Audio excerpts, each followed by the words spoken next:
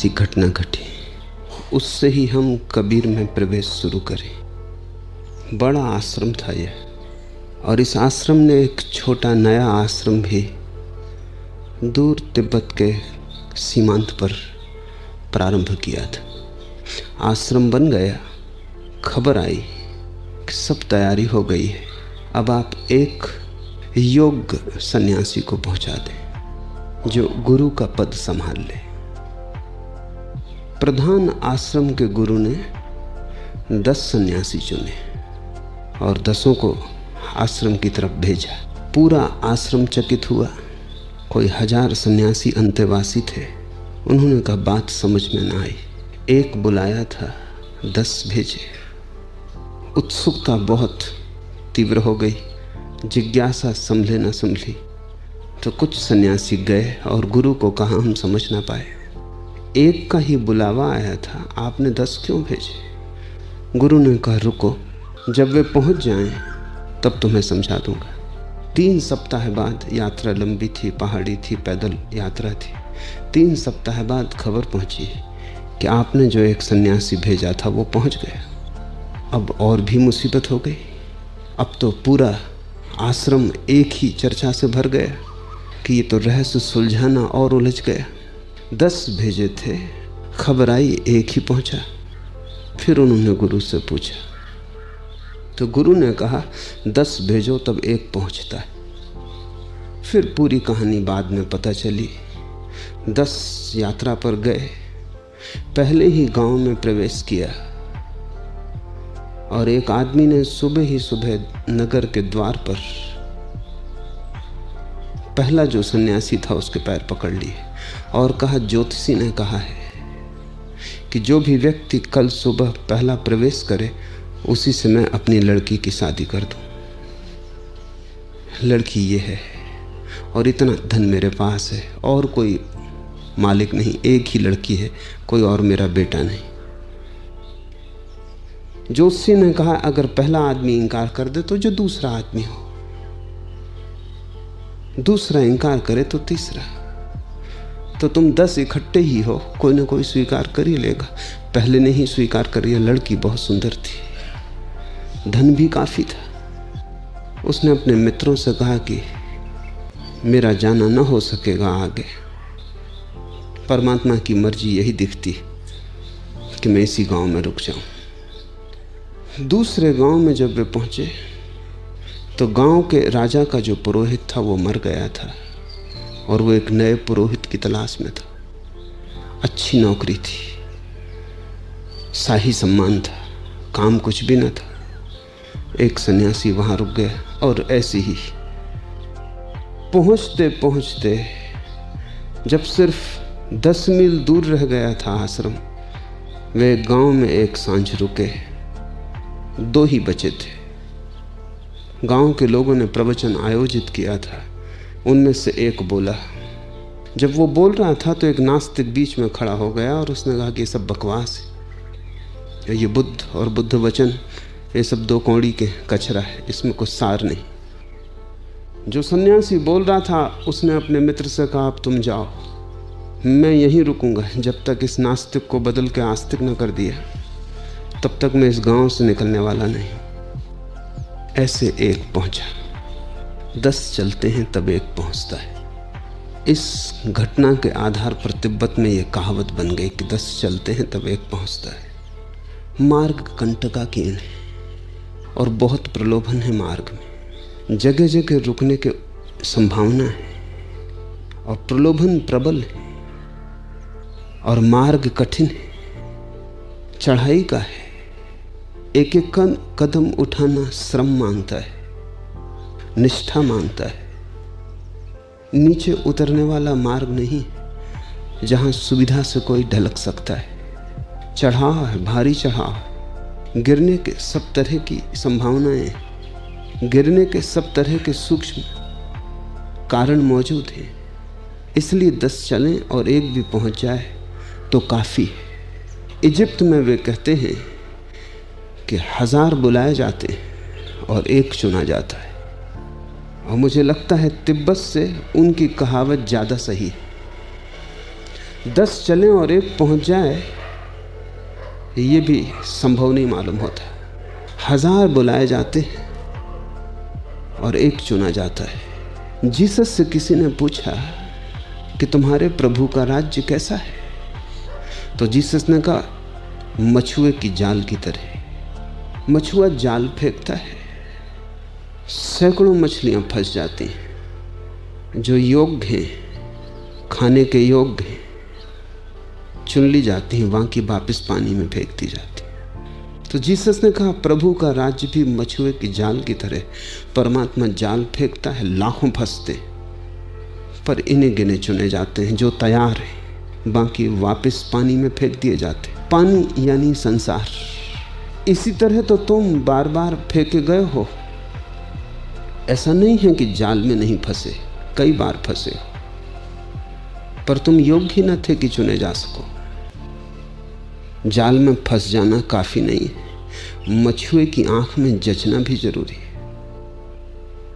जाल में तो तुम फंस जाते हो जाल के कारण, लेकिन मछुआ तो तुम्हें चुनेगा तुम्हारे कारण। 1000 बार तुम फंस गए हो, न मालूम कितनी बार संन्यास लिया होगा, न मालूम कितनी बार भिक्षु बने होगे, न मालूम कितने बार घर द्वार छोड़ा होगा, आश्रम में वास कर लिया होगा। कितनी बार प्रार्थना की है, कितनी बार संकल्प किए, कितने व्रत, कितने उपवास। तुम्हारे अनंत जन्मों की अनंत कथा है। लेकिन एक बात पक्की है कि तुम जाल में कितनी ही बार फंसे हो, बार बार वापस जल में फेंक दिए गए हो। चुने तुम नहीं जा सके। चुनने के लिए पात्रता चाहिए। चुने जा सको इसके लिए भीतरी बल चाहिए, ऊर्जा चाहिए। चुने जा सको इसके लिए पात्रता चाहिए,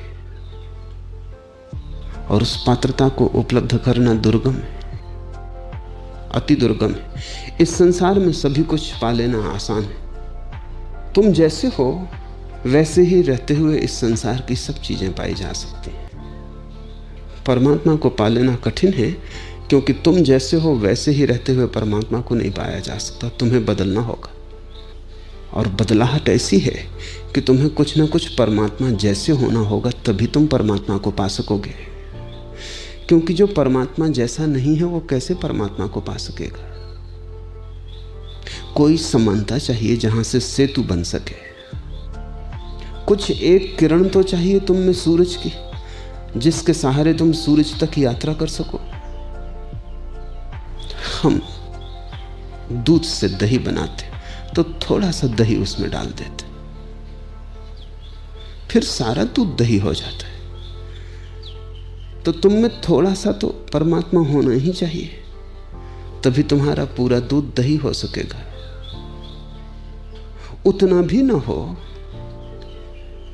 तो यात्रा नहीं हो सकती, और वहीं कठिनाई है।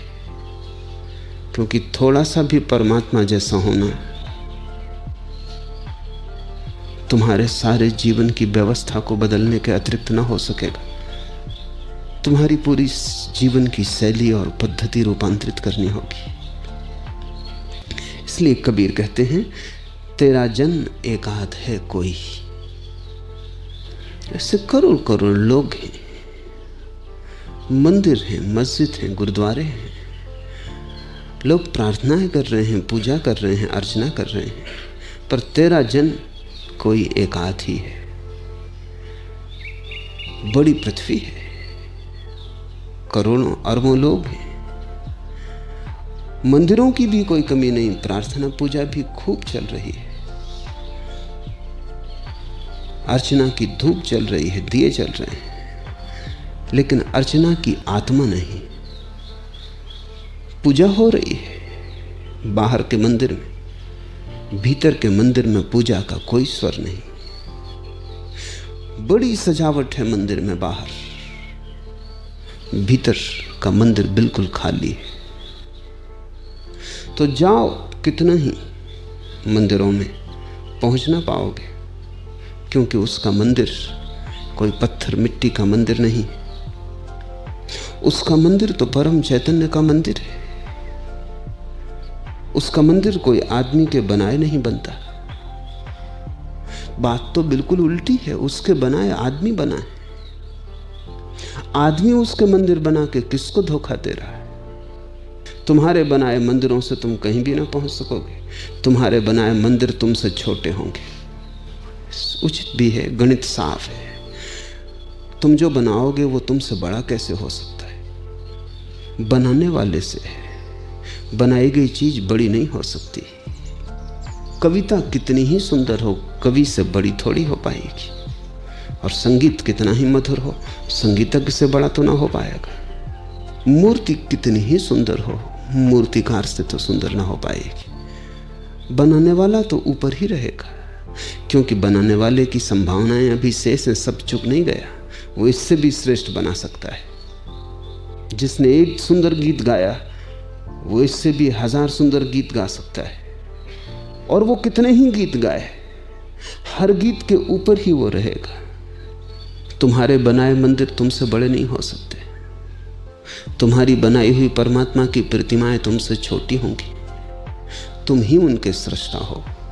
तुम्हारा काम, तुम्हारा क्रोध, तुम्हारा लोभ, माया, मोह सब तुम्हारी मूर्तियों में समाविष्ट हो जाएगा। तुम्हारे हाथ ही तो छुएंगे और निर्माण करेंगे। तुम्हारे हाथ का जहर तुम्हारी मूर्तियों में भी उतर जाएगा। तुम्हारे बनाए हुए मंदिर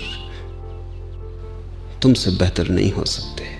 और अगर तुम्हारा मन वैश्यालय में लगा है तो तुम्हारे मंदिर वैश्यालयों से बेहतर नहीं हो सकते। तुम जहां हो, तुम जैसे हो, तुम्हारी ही अनुकृति तो गूंजेगी, तुम्हारी ही धुन तो छूट जाएगी वहां। इसलिए तो परमात्मा के मंदिर हैं, नाम पर परमात्मा के हैं, बनाए आदमी के। और शायद इसीलिए जितना मंदिरों से नुकसान हुआ जगत का, किसी और चीज से नहीं हुआ। मंदिर और मस्जिदों ने लोगों को लड़ाया है, क्योंकि जिन्होंने बनाया था उनकी हिंसा उनमें उतर गई। मंदिर और मस्जिद ने आदमी को जोड़ा नहीं, तोड़ा है। उनके कारण पृथ्वी पर स्वर्ग नहीं उतरा, यद्यपि नरक की झलकें कई बार मिली। ठीक भी लगता है, साफ है बात, क्योंकि जिन्होंने बनाया है उनकी घृणा, उनकी हिंसा, सब उनकी आक्रमण की वृत्ति, उनकी दुष्टता, उनकी क्रूरता सभी मंदिरों में और मस्जिदों में प्रवेश कर गई है। तुम्हारे मंदिर में तुम किसकी पूजा कर रहे हो? अपनी ही पूजा कर रहे हो। तुम्हारे मंदिर तुम्हारे ही दर्पण हैं, जिनमें तुम्हारी छवि ही दिखाई पड़ रही है। इसलिए तो मंदिर और मस्जिद में तुम कितने ही भटको, तुम पहुंच ना पाओगे। तुम्हें अगर परमात्मा को खोजना है तो तुम्हें वो मंदिर खोजना होगा जो उसने ही बनाया है। वो मंदिर तुम ही हो। इसलिए कबीर कहते हैं, कस्तूरी कुंडल बसे। तुम्हें पता होगा कस्तूरी मृग का। कस्तूरी तो पैदा होती है मृग की नाभि में। कस्तूरी का नाफा नाभि में पैदा होता है। और कस्तूरी की जो सुगंध है वो मादा मृग को आकर्षित करने के लिए। जब मृग नर कामातुर होता है, जब कामातुरता बढ़ती है तो उसके शरीर से एक सुगंध फैलनी शुरू हो जाती। वो सुगंध बड़ी मादक है। कस्तूरी जैसी कोई गंध नहीं, बड़ी आकर्षक है, चुंबक जैसा उसमें आकर्षण है। मस्ती से भर देती है वो गंध मादा को। मादा पागल हो जाती, वो अपना होश खो देती। ये तो ठीक है, ये तो प्रकृति की व्यवस्था हुई। प्रकृति ने वैसी व्यवस्था की है कि मादा और नर एक दूसरे में चुंबकीय आकर्षण से बंधे रहें। मोर नाचता है, उसके पंख, उसका रंग कामातुर करते हैं। उसका नृत्य, उसके नृत्य की भनक मादा को आकर्षित करती है। कोयल गाती है,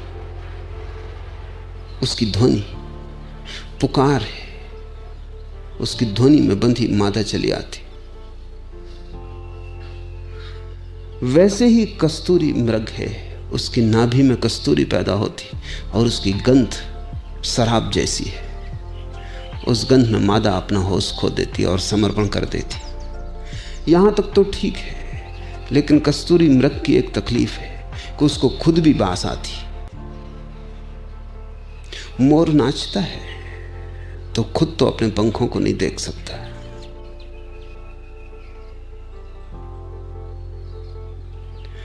पपीहा पुकारता है या कोयल गीत गाती है तो भी कोयल को पता है कि गीत मेरा है।